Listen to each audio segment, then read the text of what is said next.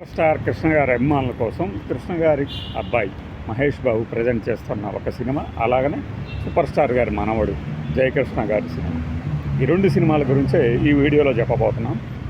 ఇప్పటికే మహేష్ బాబు వారణాసి సినిమాలో బిజీగా ఉంటే, అట్ ద సేమ్ టైం తన బ్యానర్లు కాకుండా ఇతర నిర్మాతలతో కలిపి కొన్ని ప్రొడక్షన్ చేస్తున్నాడు. అందులో భాగంగానే రావు బహదూర్ అనే ఒక సినిమా ప్రొడ్యూస్ చేశారు. అది జూలై 3న రాబోతుంది. ఇది ఒక ష్యూర్గా చాలామందిని ఆకట్టుకునే సినిమా అవుతుంది అనేది ఎక్కువ మంది చెబుతున్నది.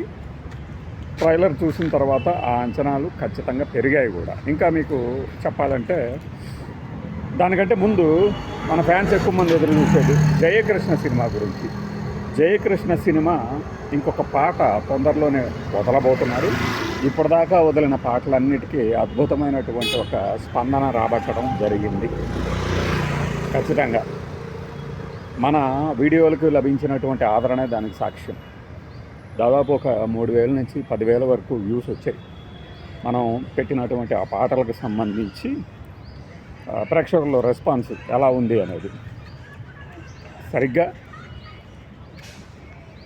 జూలైలో ఏదైతే బ్యానర్ ఉందో, మన అశ్విని దత్ బ్యానర్ వైజయంతి మూవీస్, దానికి సంబంధించిన నిర్మాణ సంస్థలే ఇప్పుడు అంటే చందమామ సినీ క్రియేషన్స్ కూడా దీంట్లో జాయిన్ అయింది.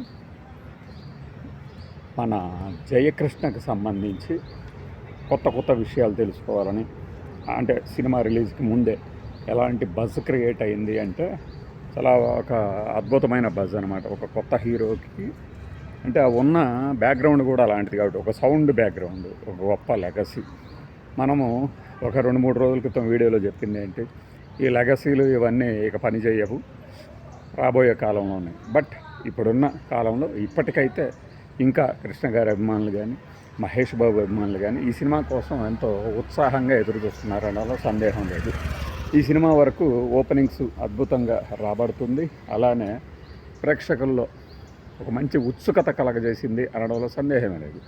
మీరు ఓపెనింగ్ రోజున నేను చెప్పిన మాట నిజము అని నమ్ముతారు. ఎందుకంటే మీ కళ్ళ ముందు కనపడతాయి ఆ నెంబర్లు. కృష్ణ గారికి సంబంధించి అభిమానులు ఆయన్ని మిస్ చేసిన తర్వాత ఏం చూడాలి, పాత సినిమాలు, అలానే మహేష్ బాబు సినిమాలు, జయకృష్ణ రమేష్ బాబు కొడుకుగా. ఇక్కడ కొత్తగా ఈ వీడియో ద్వారా మీకు నేను చెప్పే విషయం ఏంటంటే, జయకృష్ణ కేవలం నటనలో మాత్రమే తర్ఫీదు పొందాల, అంటే ట్రైనింగ్ తీసుకోవాలా, డైరెక్షన్ ఈవెన్ ఎడిటింగ్ కూడా నేర్చుకున్నాడు అని తెలిసింది. డైరెక్షన్ డిపార్ట్మెంట్లో కూడా తనకి సంబంధించి కాస్త కూస్త పరిజ్ఞానం పెంచుకుంటే భవిష్యత్తులో అది ఉపయోగపడుతుంది అన్న కారణంతో, కృష్ణ గారి తరంలో అంటే దర్శకత్వం నేర్చుకోవాలి, ట్రైనింగ్ అవ్వాలి అంటే వారితో కలిసి ప్రయాణం చేయాలి, దర్శకులతో కలిసి, లేదంటే వాళ్ళ దగ్గర ట్రైనింగ్ తీసుకోవాలి. కోర్సులు అప్పట్లో ఏం పెద్దగా ఉండేవి కాదనుకుంటా. విదేశాలకు వెళ్ళి కూడా చేసి రావాలి ట్రైనింగ్ అంటే కష్టమయ్యే పని. కానీ ఆ తర్వాత అంతా ట్రెండ్ మారింది కదా.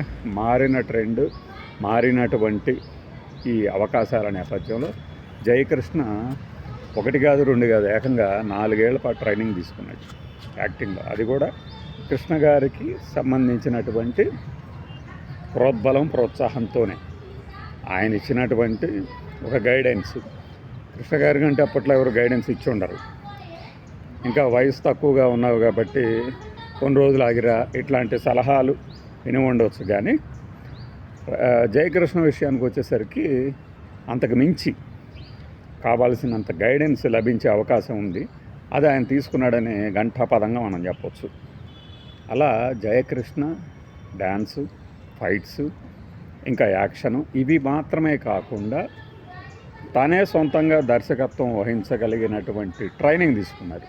సో దీనివల్ల ఏమీ ఉపయోగము అంటే, అతనికి పలానా సన్నివేశంలో దర్శకుడు ఏమి ఆశిస్తున్నాడు తన నుంచి అనేది ఈజీగా అర్థమవుతుంది. ఎట్ ద సేమ్ టైం తనలోని నటుడిని ఇంప్రవైజ్ చేసి చూపించడానికి, తనకి దక్కినటువంటి అవకాశాన్ని సద్వినియోగపరచుకోవడానికి చక్కగా అవకాశం.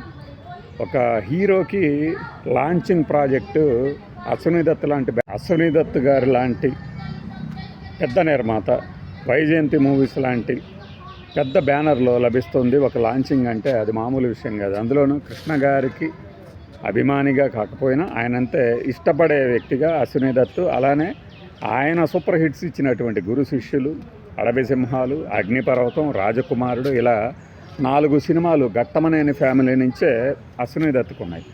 అలాంటి బ్యానర్లో జయకృష్ణ రాబోతున్నాడు అంటే అది అతని లాంచింగ్ ప్రైడ్గా చెప్పుకోవచ్చు. అటు అశ్విని దత్తు చెప్పుకుంటారు, కృష్ణ గారి అభిమానులు చెప్పుకుంటారు.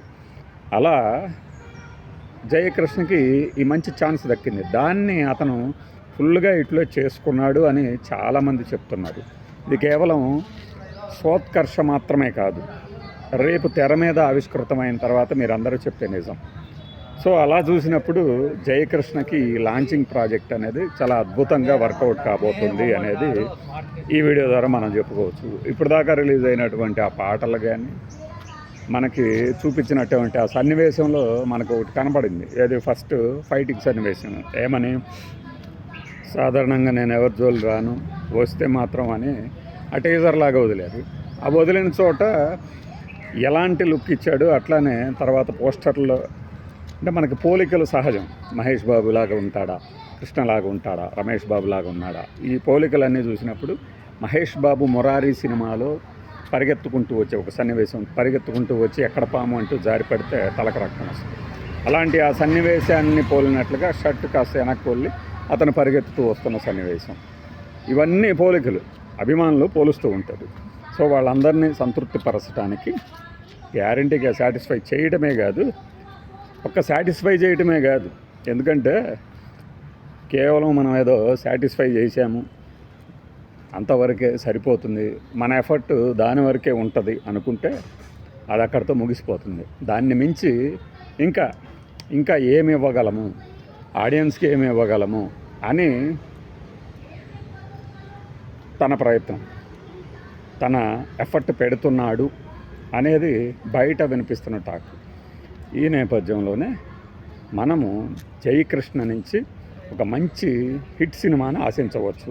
అది జూలైలో జరుగుతుంది. అలానే వీడియో మొదట్లో చెప్పింది, తర్వాత స్కిప్ చేసింది రావు బహదూర్. ఈ సినిమా నటుడు సత్యదేవ్ గురించి కూడా మనం చాలా రోజుల క్రితమే చెప్పుకున్నాం.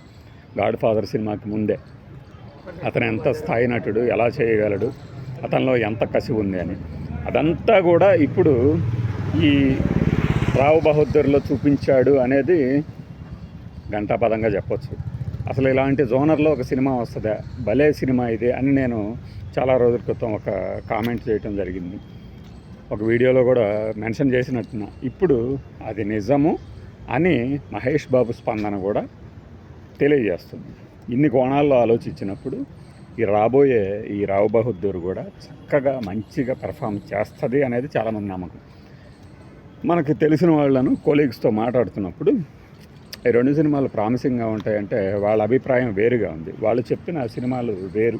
ఎందుకంటే ఆల్రెడీ కాస్త జనంలో క్రేజ్ తెచ్చుకొని ఈ మధ్య ఫ్లాపులతో అల్లాడుతున్న హీరోల సినిమాల గురించి చెప్పారు. జూలైలో కానీ ఈ 2026 రెండవ అర్ధ భాగంలో, అంటే జూన్ వరకు ఒక భాగం అయితే, జూన్ తర్వాత డిసెంబర్ వరకు ఇంకో భాగంగా ఎంచినప్పుడు వాళ్ళిద్దరు ముగ్గురు పేర్లు చెప్పారు. ఈ సినిమాల మీద ప్రామిసింగ్ ఉంది, అంటే గ్యారంటీగా హిట్ అవ్వచ్చు, లేదంటే ఆసక్తి ఎక్కువ ఉన్నది అన్నట్టు. బట్ నేను మాత్రం జూలైలోనే ఈ 2 సినిమాలు చక్కగా గ్రాసర్లుగా మిగలబోతున్నాయి, మంచి ఆదాయం తీసుకొచ్చి పెడతాయి ప్రొడ్యూసర్లకు అని చెప్పాను. అది నిజమా కాదా అనేది మనం రిలీజ్ అయిన తర్వాత, ఒకటి జూలై 3న రిలీజ్ అవుతుంది, ఇంకోటి ఆ తర్వాత రిలీజ్ అవుతుంది. నేను చెప్పింది నిజమా కాదా మీరే అంగీకరిస్తారు. అట్ ది సేమ్ టైం ఈ 2 కూడా మహేష్ బాబు గారు ఒకటి ప్రొడ్యూస్ చేస్తే, ఇంకొకటి వారి అన్నయ్య గారి కుమారుడు హీరో కావటం. That's all for now. By.